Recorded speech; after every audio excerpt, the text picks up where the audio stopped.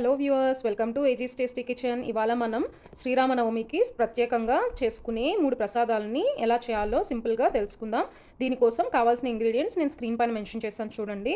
ముందుగా దీనికోసం ఒక చిన్న బౌల్ని తీసుకోండి. అందులో ఒక 2 స్పూన్లు బెల్లం తురుమును వేయండి.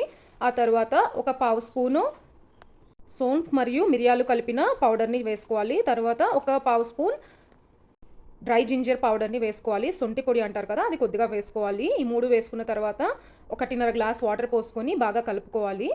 ఈ బెల్లం అంతా మెల్ట్ అయ్యే వరకు దీన్ని పక్కన పెట్టేద్దాము. తర్వాత ఇంకొక బౌల్ తీసుకోండి. అందులో ఒక చిన్న టీ కప్లో హాఫ్ గ్లాస్ నేను పెసరపప్పును తీసుకుంటున్నాను. ఈ పెసరపప్పుని కూడా కొద్దిగా మునిగే వరకు నీళ్ళను పోసి నానబెట్టుకోవాలి. ఈ పెసరపప్పు కూడా నానే వరకు పక్కన పెట్టేద్దాము. ఒక 10 నిమిషాల్లో నానిపోతుంది. ఈ 2 అయ్యేలోగా మనం మామిడికాయ పులిహోర కోసం రెడీ చేద్దాము. దీనికోసం ముందుగా స్టవ్ ఆన్ చేసి ఒక మూకుడిని పెట్టుకోవాలి. అందులో కొద్దిగా నూనెను వేసుకోవాలి. నూనె కొంచెం వేడైన తర్వాత ఒక 2 స్పూన్లు పల్లీలను వేసుకుందాము. తర్వాత పచ్చిశనగపప్పు, మినపప్పు, ఆవాలు, జీలకర్ర, అలాగే ఒక ఎండుమిరపకాయ, ఇవన్నీ కూడా పోపు వేసేద్దాము. ఇది కొద్దిగా వేగిన తర్వాత దీనిలోనే చిటికెడు పసుపు వేసుకోవాలి. ఆ తర్వాత ఇంగువని కూడా కొద్దిగా వేసుకోవాలి. ఇంగువని వేసుకోవడం వల్ల రుచి చాలా బాగుంటుందండి. అలాగే వాసన కూడా చాలా బాగా వస్తుంది. ఇంగువ అరుగుదలకి చాలా మంచిది. కొంచెం ఎక్కువ వేసుకున్నా పర్వాలేదు. నాకైతే ఇంగువ వేయడం చాలా ఇష్టం. అందుకే అన్నిట్లోనూ నేను వేస్తాను కొద్దిగా. ఇవన్నీ వేగిన తర్వాత కొంచెం ఇందులో కట్ చేసుకున్న ఒక పచ్చిమిరపకాయ వేసుకోవాలి. అలాగే కొద్దిగా కరివేపాకు కూడా వేసుకోవాలి. ఆ తర్వాత ఇందులోనే మనం ఒక మామిడికాయని తురిమి పెట్టుకోవాలి. ఆ తురుముని వేసేస్తున్నాను నేను.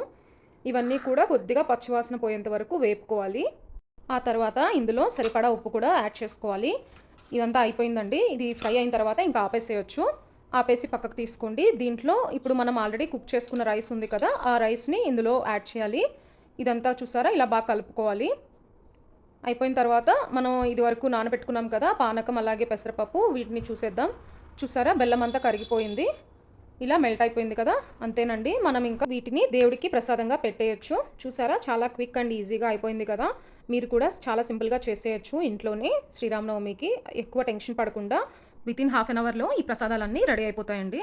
అంతే, మీరు ఇక దేవునికి నివేదన చేసుకోవచ్చు. Thanks for watching and please subscribe.